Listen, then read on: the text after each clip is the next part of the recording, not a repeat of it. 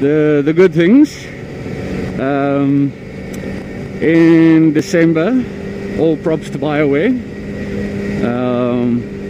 They finally brought out my game that the guild and I have been waiting for so many years. And that would of course be Star Wars: The Old Republic. And if you don't game, then that makes no difference to you whatsoever. But for those of you who do game, you'll know that there's been a lot of hype about the Old Republic being a WoW killer. And this is where I've had a lot of, shall we say, issue with people and their presumptions on things. You know, just because WoW happens to be an MMO, Star Wars happens to be an MMO, doesn't mean that the one is going to kill the other, or the other is going to continue being what it is. I think that there are enough people in this world who love WoW, and a few of my friends are those people. And I know that the guys who I played WoW with, they will never leave. They will never leave WoW. They will stick with it until the day they take the servers off. And yeah, so I don't know what the bother is. The thing is, Star Wars, Star Trek, these genres have very specific followers. It's, you know, you have to either be a Trekkie or a Star Wars fan to actually want to play the Star Wars game or to play the Star Trek game. I mean, I didn't like Lord of the Rings, the game, although I loved the movies. Cryptic, the guys who made Star Trek Online, took an IP that I thought had so much potential and fucked it up completely.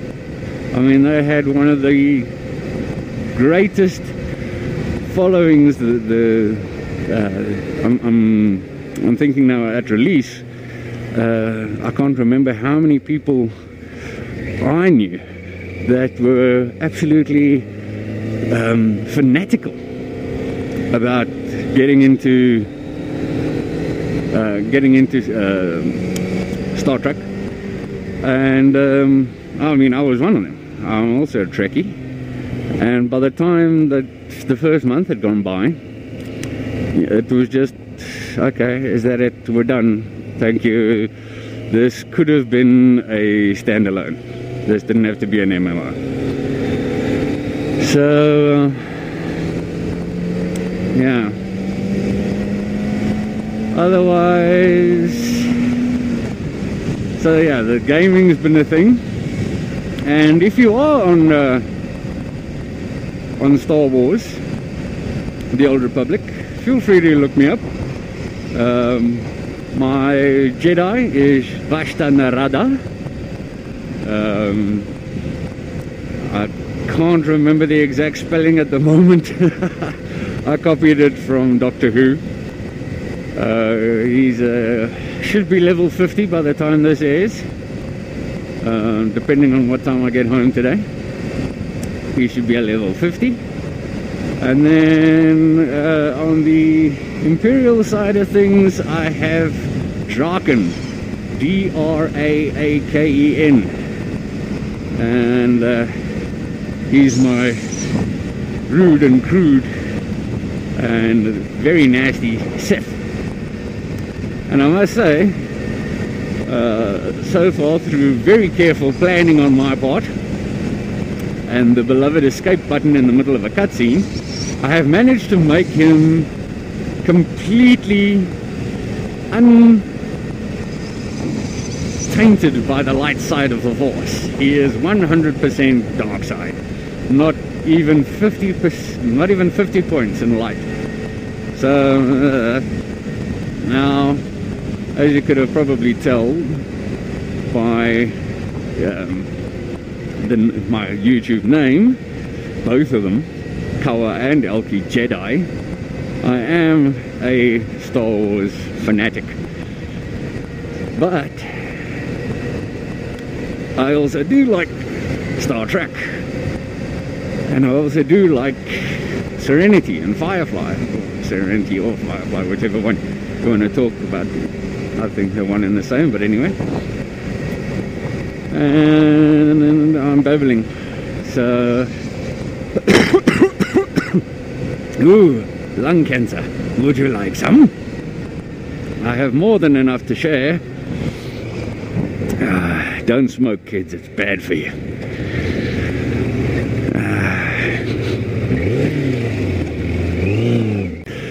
Then, just to add insult to injury, well, not actually insult.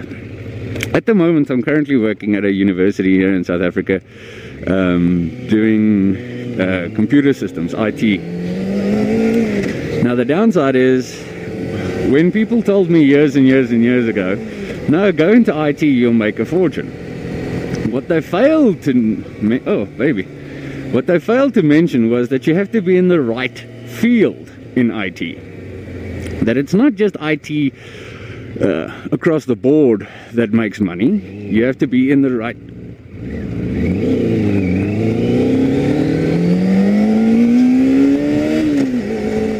You have to be in the right field. Yeah, you have to be doing programming and specialize in something.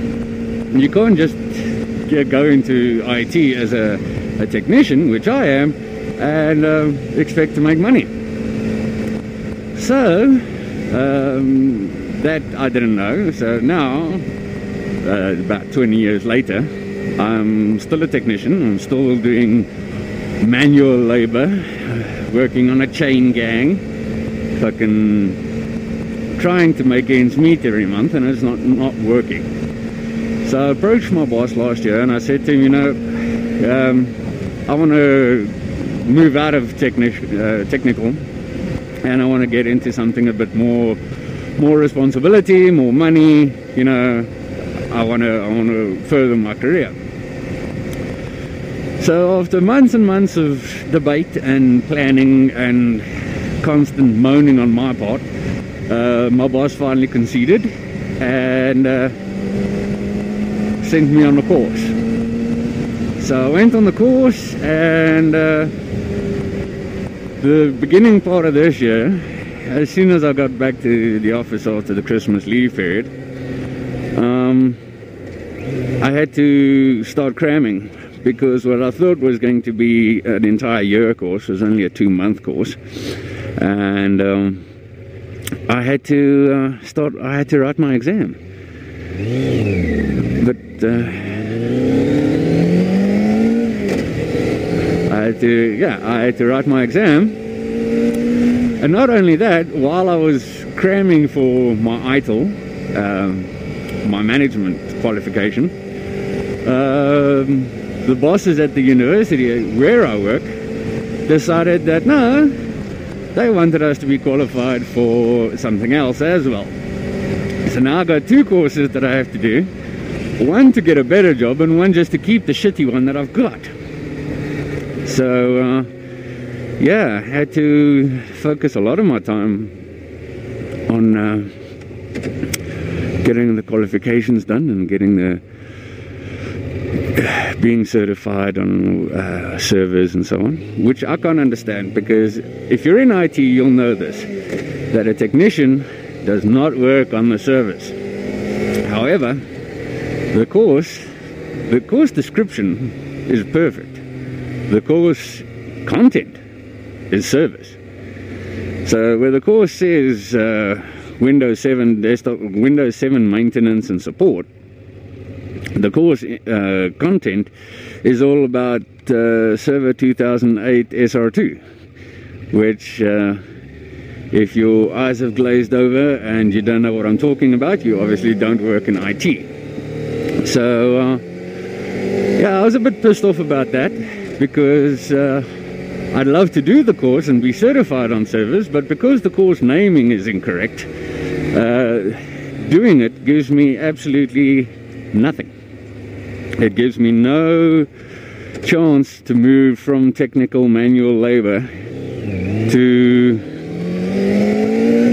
servers to get a better job or get a better salary or whatever. So it's a bit annoying.